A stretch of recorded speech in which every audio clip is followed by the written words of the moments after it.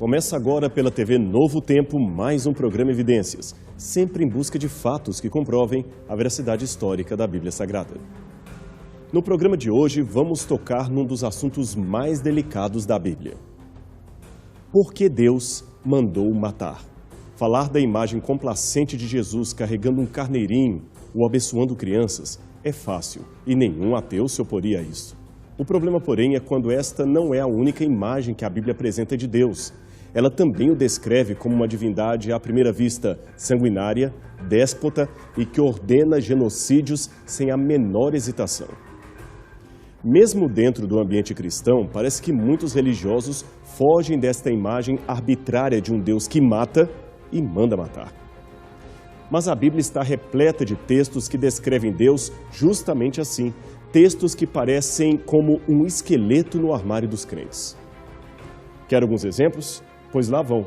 Deuteronômio capítulo 7. Deus ordena aos israelitas que destruam completamente os cananeus e 6 outras cidades. E no verso 2, o texto diz, não terás piedade delas. E esse não foi um incidente isolado, não. Antes disto, Deus mesmo em pessoa enviou um dilúvio e matou incontáveis milhares de pessoas. Depois, ele ordenou ao anjo da morte a execução de cada primogênito do Egito. E o pior de todos os versos é este que aparece aqui em 1 Samuel, capítulo 15, verso 3. Veja o que esse texto diz. Vai, pois, agora e fere Amaleque, e destrói totalmente tudo o que tiver, e nada lhes poupe. Porém matarás homem e mulher, meninos e crianças de peito, bois e ovelhas, camelos e jumentos. 1 Samuel, capítulo 15, verso 3. Puxa, a pergunta que se faz é, como pode um Deus de amor agir assim? Em 1966, o psicólogo George Tamarin fez uma pesquisa com 1.066 crianças com idades variadas entre 8 e 14 anos. Depois de apresentar a história bíblica da destruição de Jericó, ele perguntou, você acha que Josué e os israelitas agiram corretamente?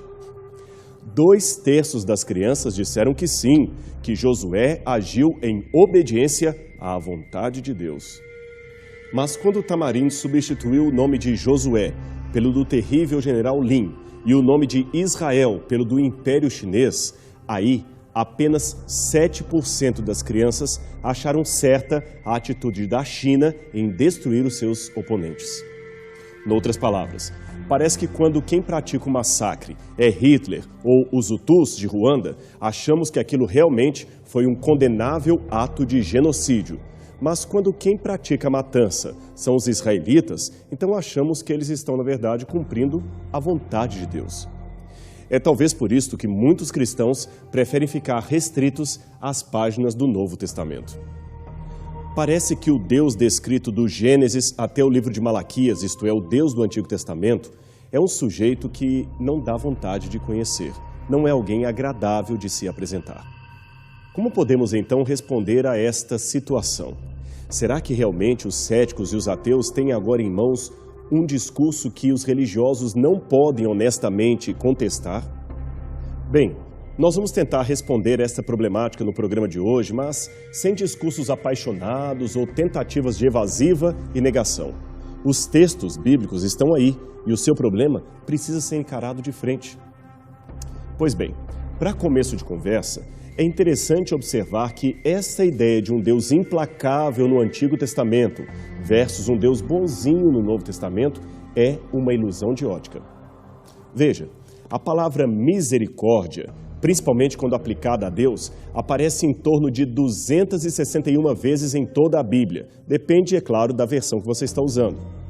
Pois bem, dessas ocorrências da palavra misericórdia, saiba que 71% delas estão no Antigo Testamento, ficando assim apenas 29% para o Novo. Isso dá uma média de 3-1 a favor do Antigo Testamento. E tem mais, a palavra amor aparece 322 vezes na Bíblia. E as ocorrências se dividem em praticamente metade, ou seja, a mesma ênfase num Deus de amor aparece nos 2 testamentos da Escritura Sagrada. Aliás, veja a ironia. você pode perceber que o assunto do juízo final de Deus, com toda aquela terrível descrição que lhe diz respeito, é um tema mais comum nas páginas do Novo Testamento que do Antigo Testamento. Com relação aos textos em que Deus mesmo manda matar pessoas, como na passagem em que ele, em pessoa, fulminou os jovens Nadab e Abiú, devemos entender que é um erro achar que o que é proibido para mim também é proibido para Deus, e o que é permitido para mim é permitido para Deus. Deus não é como o ser humano. Ora, não confunda as coisas. Deus é Deus, eu não sou. Por exemplo, Deus pode e deve receber a adoração dos seus filhos. Eu, porém, não tenho esse direito de ser adorado. E no caso da vida, Deus tem o direito moral e legal de tirar a vida de um ser vivo, porque foi Ele que deu a vida para aquela criatura. Noutras palavras, eu não dei a vida a ninguém e nem posso dar. Assim, se eu tiro a vida de uma pessoa, eu sou um assassino. Mas Deus é diferente. Ele criou a vida e tem o poder de dá-la ou tirá-la quantas vezes quiser. É bem diferente a situação dele em relação à minha situação. Fazendo uma comparação, se eu destruísse o retrato da Mona Lisa, cometeria um crime contra a história das artes. Mas se Da Vinci estivesse vivo e destruísse o mesmo quadro, não teria problema algum. Ele pode pintar outro. E neste caso, ambas as pinturas continuarão sendo originais. Afinal de contas, são pinturas legítimas de Leonardo da Vinci. Mas tudo bem. No que diz respeito a Deus, é até fácil ponderar que na sua onipotência Ele pode fazer o que bem entender, pois o mundo, afinal de contas, é dele. Mas e quando israelitas mataram em seu nome? Em primeiro lugar, vamos entender a cultura do Antigo Oriente Médio, e isto é importante porque a Bíblia Sagrada foi primeiramente dada a eles, produzida em sua cultura, língua e costumes. Foram eles, e não nós, que testemunharam as coisas que nós hoje nos limitamos a ler e estudar. E esta questão de cultura não é algo tão simples assim. Veja, pessoas geralmente leigas em antropologia e etnologia tendem a julgar a cultura alheia pelos seus próprios códigos de valores. E isto às vezes dá certo, às vezes não. Por exemplo, em nossa cultura ocidental moderna, uma mulher de respeito não mostra os seios em público, ainda mais se ela for uma mulher religiosa, tradicional. Mas veja o que aconteceu no Zaire, na África. Estes que você vê em seu vídeo são os felizes membros de uma tribo milenar conhecida como Ngbakas, e muitos hoje são fiéis seguidores de Jesus Cristo. Pois bem, os Ngbakas recusaram terminantemente aceitar a exigência dos missionários estrangeiros para que as suas mulheres usassem blusas pelo menos durante o culto na igreja. A razão disso era muito simples. Naquela etnia, as mulheres de bem, chamadas de mamas, mostravam os seios e seios fartos e caídos como um honroso símbolo de maternidade e respeito. Significava que elas tinham dado à luz e amamentado a muitos filhos, a muitos descendentes. Em contrapartida, as prostitutas e adúlteras eram privadas desse direito, desse privilégio, e por isto, estas eram obrigadas a cobrir os seios, além, é claro, do fato de receberem dinheiro de seus clientes e amantes e, com esse dinheiro, poderem comprar blusas coloridas para si mesmas. Portanto, para eles, seria um grave sinal de desonra para as mulheres casadas da aldeia terem os seus seios cobertos. Elas deveriam ter os seios à amostra. Eu poderia dar um monte de outros exemplos, mas este é o suficiente para entender que costumes étnicos e determinados padrões de comportamento não são tão facilmente modificados. No Antigo Oriente Médio, sem exceção, as coisas geralmente se resolviam com guerras. Havia até mesmo a estação do plantio, da colheita e também a estação da guerra. E esses ciclos deveriam ser respeitados pelos povos de bem. Agora, essa situação não significa que Deus aceitaria para sempre aquele comportamento ou que toleraria para toda a eternidade aquela prática. De jeito nenhum, não é assim que a coisa funciona. A Bíblia, para começo de conversa, é um relato histórico e que nem sempre endossa aquilo que ela descreve. Mas mudanças sociais levam tempo e não podemos nos esquecer disto. Deus não infringe a cabeça humana para colocar essas mudanças. Deus respeita o amadurecimento social da população. Não era intenção do Senhor que o seu povo fosse guerrilheiro. Tanto é que Abraão não usou em momento algum força armada para expulsar ninguém de Canaã. O Gênesis o descreve mais como um comerciante negociando e adquirindo terras. Terras, aliás, que serão confiscadas ilegalmente por tribos bárbaras durante a estada dos hebreus no Egito. Logo, a conquista de Josué era, na verdade, uma retomada de posse daquilo que já havia sido adquirido por Abraão, mas usurpado por povos pagãos inimigos de Israel. A bem da verdade, a única vez que Abraão se envolveu num conflito armado foi contra um grupo de chefes tribais para libertar o seu sobrinho que havia sido sequestrado por eles. Mas esta é outra história. Portanto, o que Israel fez naquele tempo foi recuperar as terras que lhes pertenciam.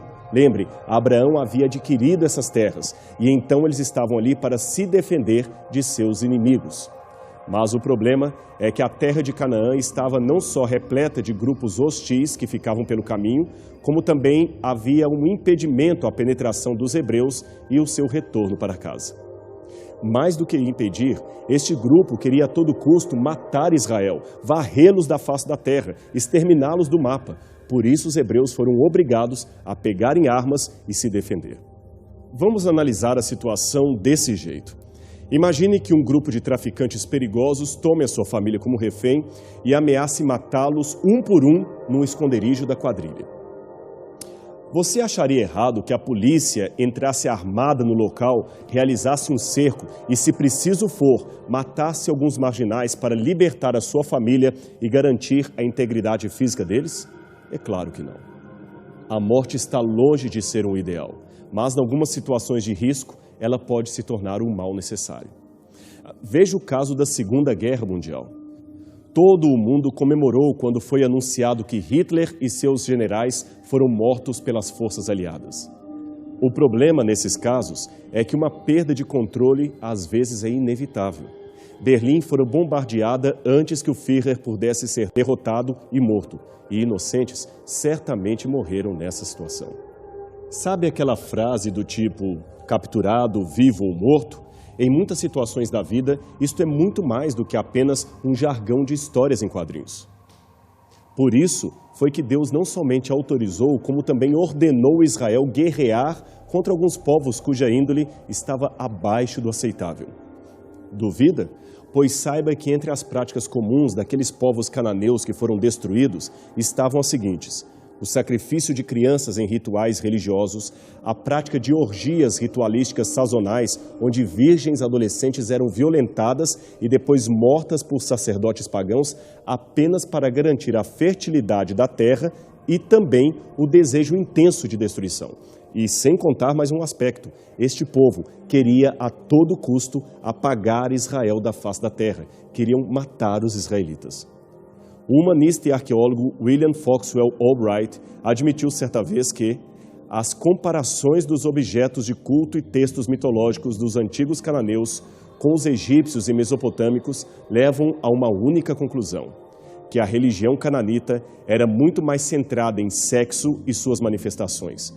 Em nenhum outro país foram encontradas tantas figuras de deusas da fertilidade nuas, algumas distintamente obscenas. Em nenhum outro lugar o culto às serpentes aparece com tanta força. As duas deusas, Astarte e Anat, são chamadas de as grandes deusas que concebem, mas não dão à luz. Numa outra situação, durante uma palestra na Universidade de Johns Hopkins, Albright, que não era um homem religioso propriamente dito, chegou a admitir que os colegas críticos da Bíblia deveriam entender que, na verdade, Israel fez um favor para o mundo em exterminar culturas de índole tão doentia. Eu sei que essa declaração de Albright poderá ser severamente rejeitada por estudiosos de minorias culturais que, corretamente, denunciam o discurso colonialista que é feito para justificar a opressão e a supressão dos direitos civis. Mas veja o seguinte: é um grave erro imaginar que todas as culturas indistintamente devam ser respeitadas ou preservadas, ou que todas elas gozam do mesmo direito civil de existir sem transmitir qualquer problema para a geração futura. Quer ver? O que você acha dos que insistem em perpetuar o nazismo ou os costumes tribais de canibalismo e encolhimento de cabeças? Será que essas culturas, que certamente deveriam ser extintas, servem para o bem da humanidade? Será que elas deveriam ser preservadas? Mas e os inocentes? Será que vítimas inocentes morrem nesses conflitos? É claro que sim, eu já fiz menção disso. Em conflitos armados, baixas de inocentes, infelizmente, são algo inevitável. Mas nesse caso da Bíblia, Deus fará justiça àqueles que, porventura, morreram por causa do conflito e não por causa de sua própria rebeldia. Eles terão a oportunidade de receber a vida eterna. Eles serão como os mártires do Evangelho, que também foram mortos, mesmo sem terem feito nada para merecer isto. Agora, é claro que isso não significa que a religião tenha hoje o direito de tirar vidas, de maneira nenhuma. O antigo Israel estava num contexto e cultura bem distintos do nosso. E, acima de tudo, eles eram regidos por uma teocracia, nós não. É muito perigoso transferir para mãos humanas o veredicto final sobre a vida ou a morte de um indivíduo. E mesmo que a prisão ou até mesmo a execução sejam inevitáveis em alguns casos, não somos nós, igreja, que deveremos legislar sobre essa situação. Isto mesmo, não compete à igreja exercer qualquer justiça com as mãos. Isto é competência do Estado. Autoridades civis devidamente constituídas para este fim é que devem exercer a justiça, não a religião. Isto é o que está recomendado em 1 Pedro, capítulo 2, versos 13 a 17, que você poderá ler com calma aí em sua casa. Outro erro que se comete é achar que somente Israel era bom e todos os demais povos eram perversos. Não é nada disto. Houve momentos em que Deus também puniu severamente Israel por causa dos seus erros. Ademais, de acordo com Deuteronômio, capítulos 15 e 20, outros textos paralelos também dizem a mesma coisa, Israel tinha muito bem relacionado que povos de Canaã deveriam ou não ser enfrentados. E num primeiro momento, a ordem era para expulsá-los da terra que, por direito, pertencia aos hebreus. A exterminação veio apenas porque eles resistiram militarmente aos israelitas. Tratava-se, portanto, de uma desocupação diária e não de um genocídio gratuito feito às cegas. E esses povos tiveram, sim, muito tempo hábil para se arrependerem. Gênesis, capítulo 15, verso 16, mostra que no tempo de Abraão, Deus já apelava ao coração de alguns povos cananitas para que se arrependessem. E isto nos faz concluir que houve pelo menos 400 anos de paciência e misericórdia da parte de Deus, mas eles não aceitaram a oferta da graça e não se arrependeram de seus delitos.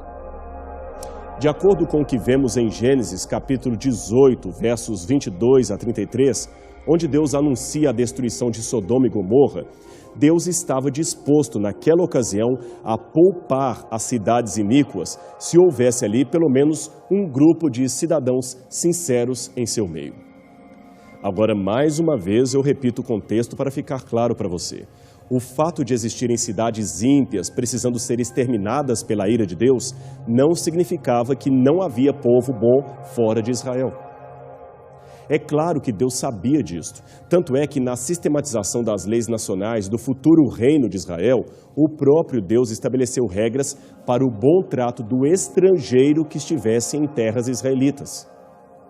Aliás, alguns princípios morais encontrados na lei dos judeus também podem ser vistos em códigos não judaicos, como, por exemplo, as leis de Hammurabi e alguns tratados dos hititas. Mas mesmo alguns dos preceitos judaicos, não todos, é claro, mas apenas parte deles, eram inferiores aos ideais colocados por Deus lá na criação da humanidade. Um exemplo era a maior tolerância que eles tinham ao divórcio e à poligamia tão praticada naqueles dias. Contudo, Jesus veio dar maior sentido à lei e mostrar o caráter provisório de alguns preceitos, entre eles a ordem para matar. Agora, esta ordem para exterminar os povos não se chocava com o preceito dos 10 mandamentos que diz, não matarás? Não chocava. No Antigo Testamento, há pelo menos 7 diferentes termos hebraicos que podem ser traduzidos por matar em português. Aquele que aparece no sexto mandamento, não matarás, é em hebraico lo titzar, que seria melhor traduzido por não assassinarás, não usarás de violência contra o inimigo pessoal. Esse verbo nunca é usado para referir-se a uma morte por defesa pessoal ou morte acidental, muito menos para situações de guerra. No caso das destruições de cidades como Jericó e Ai, já demonstramos num programa anterior que existe a forte possibilidade de que aquelas cidades não seriam centros urbanos comuns, mas postos militares da região. E a presença de Raabe ali, entre os habitantes, seria apenas por uma questão de rapto. Isto mesmo, a possibilidade de um rapto acontecia. Meninas eram raptadas e transformadas em prostituta para a diversão dos soldados ou devido a um costume cultico, pois a presença de uma sacerdotisa prostituta no local, ligada aos ritos da terra, garantiriam a alegria dos deuses, a vitória no combate e a fartura na colheita. Já no caso dos amalequitas, temos o texto talvez mais difícil de todos. Ele está em 1 Samuel, capítulo 15, versos 2 e 3. Ali diz: Assim diz o Senhor dos Exércitos: Eu me recordei do que fez Amaleque a Israel, como se lhe opôs no caminho quando subia do Egito. Vai, pois, agora e fere Amaleque, e destrói totalmente a tudo o que tiver, e não lhe perdoes, porém matarás desde homem até mulher, desde os meninos até os de peito, desde os bois até as ovelhas, e desde os camelos até os jumentos. 1 Samuel capítulo 15, versos 2 e 3. Nós repetimos a leitura desse texto usando até uma outra versão da Bíblia, porque realmente ele é um dos mais complicados à primeira vista. Agora, aqui devemos entender primeiramente que Deus estava testando a obediência de Saul, como testou a obediência de Abraão, só que Saul, é claro, não obedeceu a Deus. Ademais, comparando a linguagem do texto a outras literaturas do Antigo Oriente Médio, é possível trabalhar com a hipótese de que aqui existe uma linguagem hiperbólica que não pode ser levada ao pé da letra. Eu vou dar 2 exemplos para você. Esta é a pedra de Mecha, que foi escrita no 9º século a.C. e descreve as vitórias do rei de Moabe. Na linha 17, o rei se diz enviado do deus Chemosh para atacar do Nebo a Israel, para matar tudo o que houver ali, homens e mulheres, nativos e estrangeiros, e devotar ao altar de Astart Chemosh. A pedra de Mecha diz que o rei de Moabe cumpriu aquela ordem ao pé da letra. Mas será? Aqueles povos continuaram existindo muito tempo depois daquilo. Agora veja este outro exemplo. Aqui temos a pedra do faraó Merneptah, datada do 13º século a.C. Ela igualmente fala do massacre, dessa vez a Israel, e o descreve nesses termos: Israel está devastado, sua semente já não existe. Isto é, não sobrou nenhum dos descendentes de Israel para contar a história. Ninguém mais ficou, todos foram exterminados.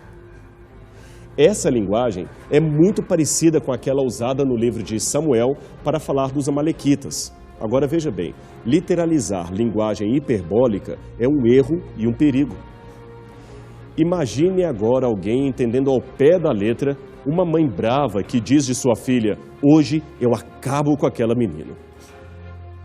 Até no Novo Testamento, há exemplos de linguagem hiperbólica que não pode ser tomada ao pé da letra. Quer ver? Jesus certa vez falou: quem tiver 2 túnicas deve usar uma e dar a segunda para o seu semelhante. Ou ainda, se o teu olho te fizer pecar, arranca-o e lança-o fora de ti.